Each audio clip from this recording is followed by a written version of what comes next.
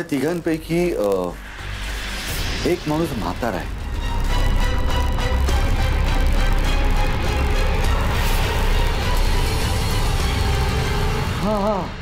अप्पा, तुम्ही काशाला पाहिलं? तो आता याच दिशेने गेला. म्हणजे काशा इथे? काशा ही म्हणजे आम्ही दुर्गाला पाहिलं. म्हणजे आपण भास समजत असलेली दोन माणसं प्रत्यक्षात अस्तित्वात.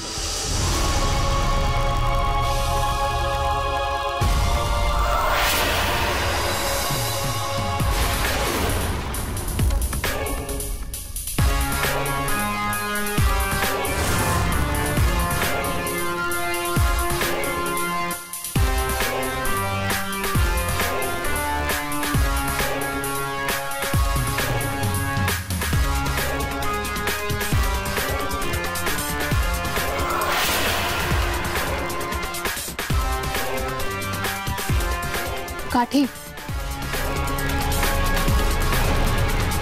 अप्पा काठी वापरतात ना? हो, अप्पा काठी वापरतात.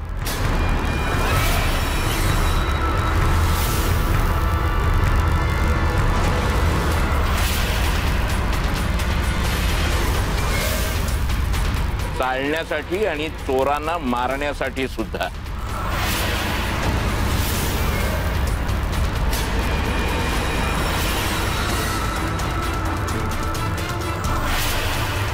काय बघत होतात डोकावून चोरांसारखे?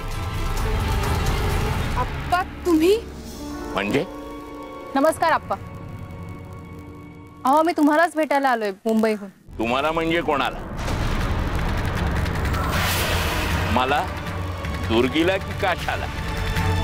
आणि भेटायचंच होतं तर असं चोरून डोकावून का बघत होतात माझ्या घरात?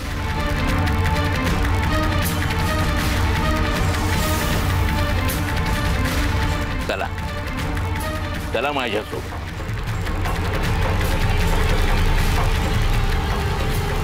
नाही, आपल्याला परत मुंबईला जावं लागणार.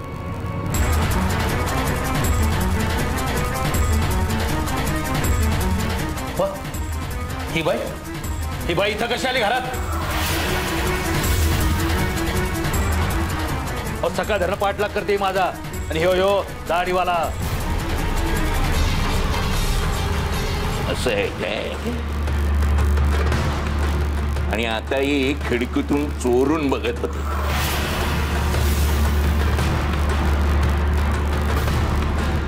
मी विचारलं त्यांना तर म्हणायला लागले मुंबईहून आलोय तुम्हाला भेटायला,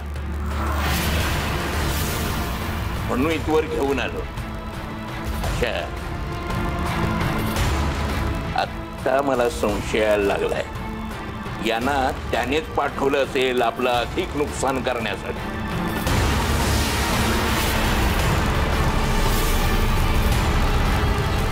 असेल तर माझा इंगा दाखवतोच यांना. थांबा. यापुढे आवाज काढाल तर पोलिसांना बोलवावं लागेल. असं एक तर चोरासारखं आमच्या घरात यायचं, वर आम्हालाच पोलिसाची धमकी द्यायची. ए वर हायस्कूल तू? ही खासगी गुप्त आहे.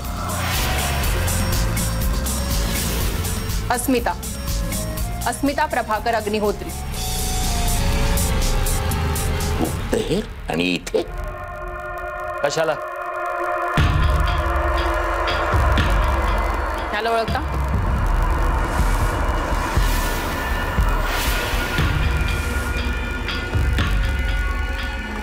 कोण आहे? कोणा?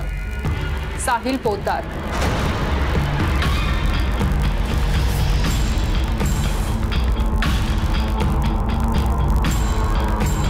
हा तोच आहे ज्याला तुम्ही त्रास देता, त्याला मारता, धमकी देता.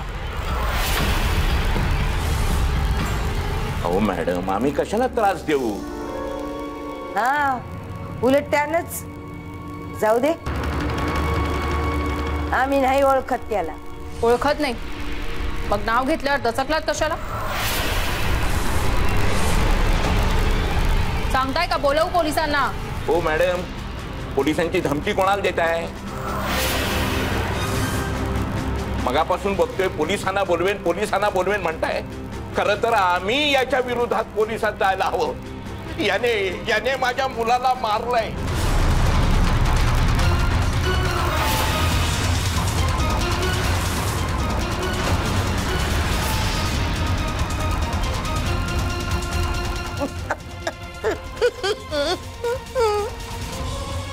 माझं पोरगं.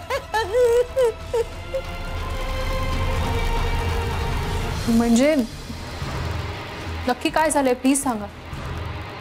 हे बघा, या सगळ्या प्रकरणात जर साहिल दोषी असेल तर माझा क्लायंट असूनही मी त्याला पोलिसांच्या ताब्यात देईन आणि अगदी कडक शिक्षा व्हावी यासाठी प्रयत्न कर.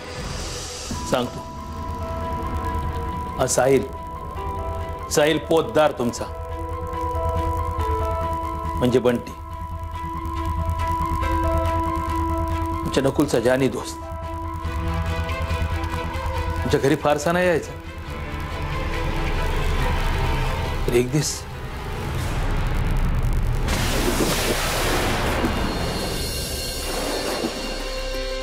अरे या ना. अरे नाही रे, अरे ये रे. नाही नाही नाही नको. अरे नाही बुडणार, ये ना. मी बुडलो तर अरे नाही बुडणार, मी आहे ना. पकडशील ना. अरे हो ये.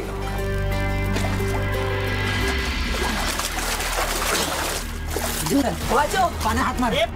मी बुडलो. हात मार, हात मार. वाचव मला. घाबरू नकोस, मी बुडलो. अरे तू पाण्यात हात वाचव.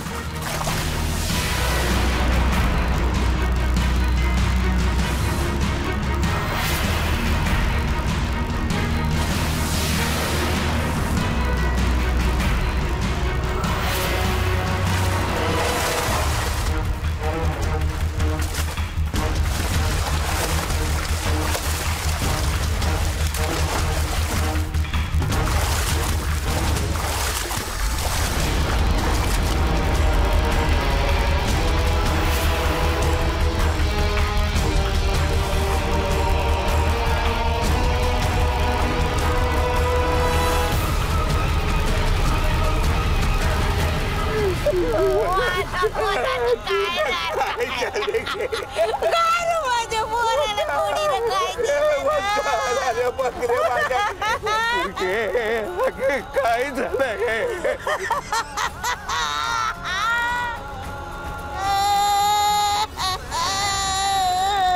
अरे पोरा काय केलं रे तू? कसा गेला र पोयला? बघा माझ्या पोराचं काय झालंय. नकुल पोरा माझ्याकडे बघा ना, आप्पा बोलतोय तुझा. बघ माझ्याकडे. पण नकुल आत गेलाच कसा एवढा? त्याला तर पोता बी घेत ना. हा वंदन सांगत होता नकुलला बंटीनेच खेचला विहिरीत. नकुलला पोहता येत नव्हतं, बंटी म्हणाला मी वाचवतो म्हणून. पण हा नकुल बुडायला लागला, तसा तो बंटी घाबरला आणि पळाला. अरे कसा पळाला तू? कोणा बंटी आरामखोर, त्याला माझ्या समोर आता करा. बघ तो कसा पळून जातो. कशा त्याला कुठलंही आणपणा आणि माझा पोर काय. अरे पकड त्या काचा, त्याला पकड. पाण्यात पुढं पुतळ पडवू दे मुडद्याचं. माझ्या पोराचा जीव घेतला रे. बघा बंटी. पकड त्याला, पकड त्याला आपण बुडवूया म्हणजे कळलं त्याला. अरे देवा, माझं कसं रे बोर गेलं रे माझं तेलीची पाणी. बघितलं मॅडम, एवढी वर्ष झाली पण कालच पोरगा गेल्यासारखी रडते ती. एवढं मोठं दुःख पण आम्ही नाही कोणावर रागावलो. बंटीला त्रास नाही दिला की त्याच्या विरुद्ध पोलिसात तक्रार नाही केली. त्याचा मानसिक छळ करण्यासाठी, त्याच्या घरी जाऊन त्याला त्रास देण्यासाठी. हो काय बी काय बोलताय?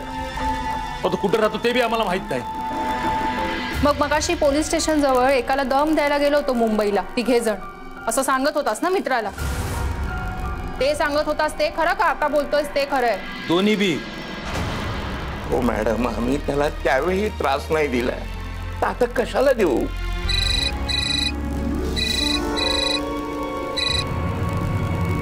हा बोल. अप्पा खरं सांग, तुम्ही मुंबईला जात नाही साहिलला त्रास द्यायला? मी नंतर बोलतो यश. पास झाली तुमची चौकशी. जखमीवरची खपली काढून रडवलं तुम्ही माझ्या आईला. वर संशय आमच्यावरच घेताय. अरे काय बोलत आहे? जास्तच चालू आहे तुमचं. काय जास्त काय चालू आहे? एक माणूस तिथे घाबरून रोज मरतोय, त्याला वाचवण्यासाठी चालू आहे सगळं आमचं काम. आणि संशय येतोय म्हणून घेतोय, समजलं? रस्त्यावरच्या कुणाही माणसाची चौकशी नाही करत आम्ही. ज्याचा संबंध असतो केसशी त्याचीच चौकशी करतो. आणि तुमचा संबंध आहे या केसशी. हे बघा, तुम्ही तिघेही खरं सांगताय का खोटं मला माहित नाही, पण जर या प्रकरणात तुम्ही दोषी आढळलात तर लक्षात ठेवा,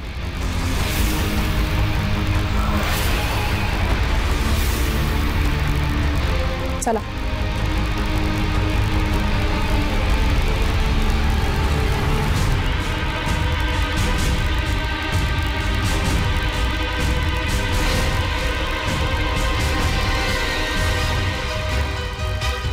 अप्पा फोन आलता, आपल्याला निघायला लागल.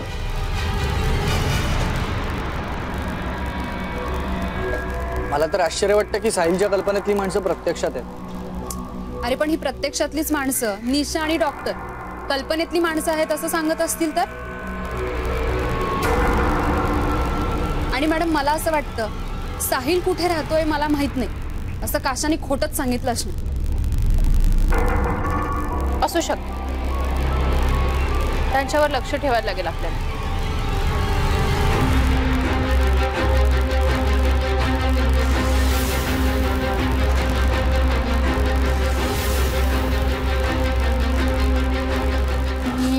या कारमध्ये आता काशा अप्पा आणि दुर्गा गेला असं मला वाटतं. दाजी, गाडी काढा पटकन. पण आता या वेळेला ते कुठे गेले असते? पाटील ना मॅडम, पाटील तर नेहमीच जात असतात मुंबईला. याचा अर्थ साहिलला दिसणाऱ्या व्यक्ती या भास नाहीये, त्या वास्तवात आहेत.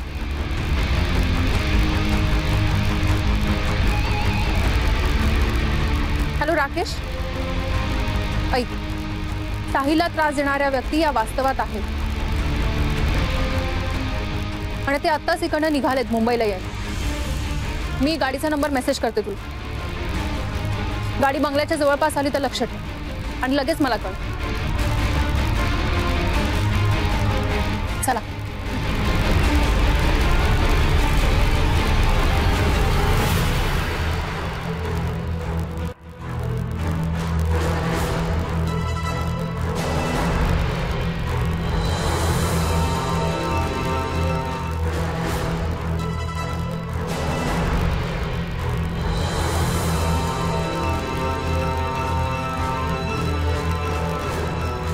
संदीप, मॅडमचा फोन आलेला. आपल्याला ह्या नंबरच्या कारवर नजर ठेवायची. कुठल्या कलरची कार आहे? वाईट. कारमध्ये पाटील नावाची फॅमिली आहे. एक काठी घेऊन लग्न चालणारा म्हातारा, त्याची बायको आणि त्याचे मुलगा, असे 3 जण आहेत. फोटो मिळालेत ना तुला? हो मिळाले ना. म्हणजे साहिलला त्रास देणार हेच ते तिघे? हो, हेच ते तिघे असावेत असं संशय आहे. आणि ते तिघेही पालघरहून निघालेत आणि साहिलच्या घरात घुसण्याची शक्यता आहे. मग आपण आणखी माणसं बोलवायची का? नको, जास्त माणसं दिसतील तर ते सावध होण्याची शक्यता आहे. आपण असं करू, मी साहिलच्या घराजवळ थांबतो, तू मेन रोडवर थांब. त्या कारवर लक्ष ठेव. पण ते दुसऱ्या कारने किंवा टॅक्सीने साहिलच्या घरी गेले तर? साहिलच्या घराजवळ ते येताना दिसले तर मी तुला कळवतो, तू मला जॉईन हो. आणि ते तुला दुसरीकडे जाताना दिसले तर तू त्यांना फॉलो कर. एक लक्षात ठेव, कारला फॉलो नाही करायचं, त्या फॅमिलीला फॉलो करायचं. ओके? Okay boss. बॉस काय म्हणतो यार? बॉस फक्त एकच, अस्मिता मॅडम. चल बस, आपल्याला लगेच मीटिंग लावायला हवी. चलो.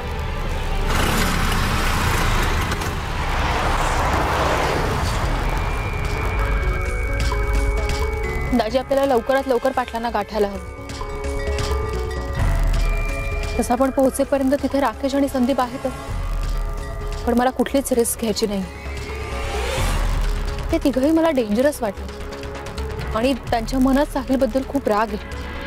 मॅडम, त्या चौकातल्या ट्रॅफिक मध्ये अडकलो नसतो ना, तेव्हा ना त्यांना गाठलंही असतं.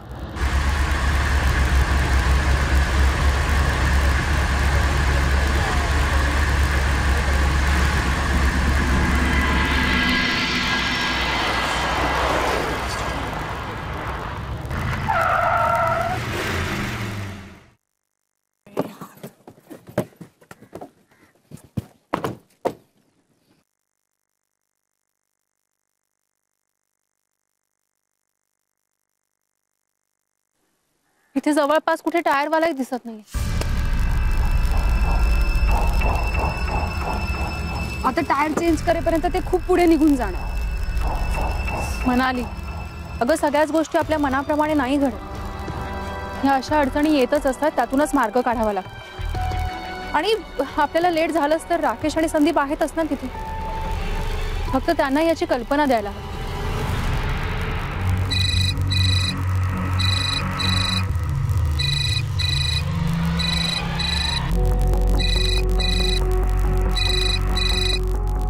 हा बोला मॅडम. राकेश आम्ही ऑन द वे आहोत, पण ऍक्च्युली गाडीचा टायर पंक्चर झाल्यामुळे आम्हाला थोडा उशीर होतो. तेव्हा तू व्यवस्थित लक्ष ठेव. आणि हो, एक गोष्ट लक्षात ठेव, तू तिथे आहेस हे निशालाही कळू देऊ नकोस. कदाचित ती सुद्धा त्यांना सामील असू शकते.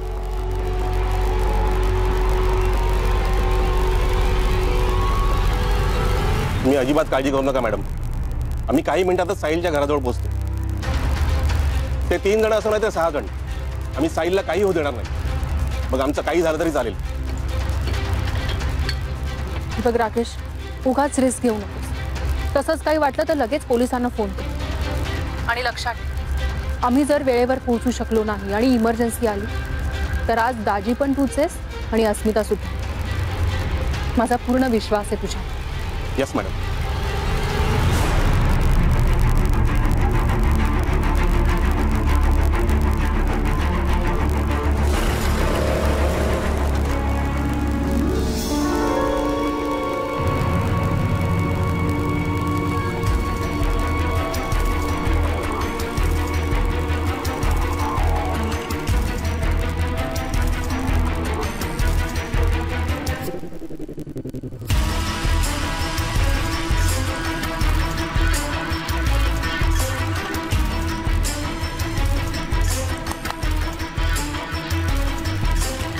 चला चला चला.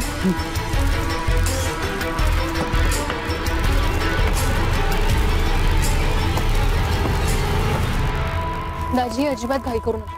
जेवढा लवकर जमलं तुम्ही टायर बदलत. ठीक आहे, पाणी पिऊन. हो पाणी.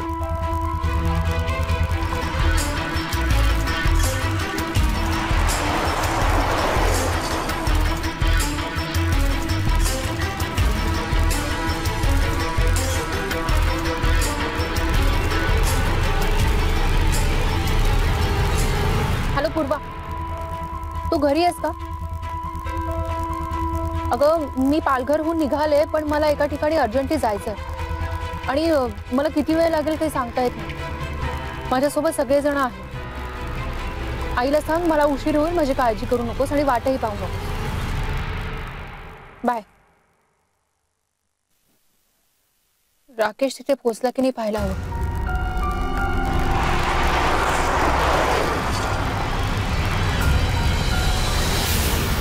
Hello madam. हो, मी साहिलच्या घराजवळच आहे आणि महेश मेन रोडवर आहे. Yes yes madam. ओके.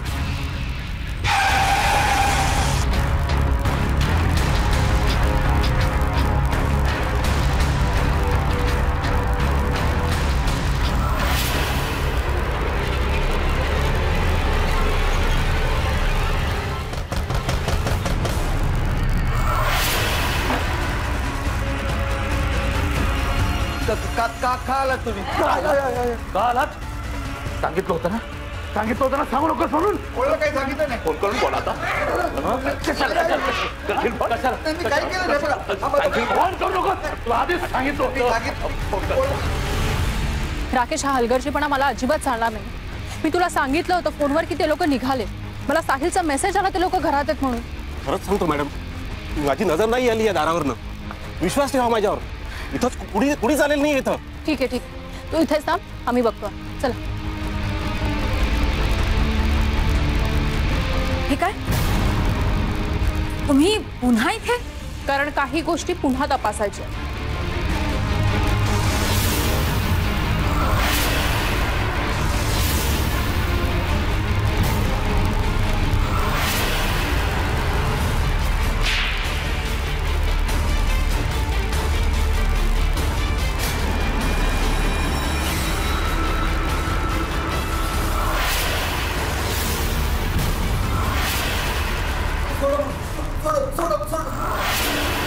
तुला पाणी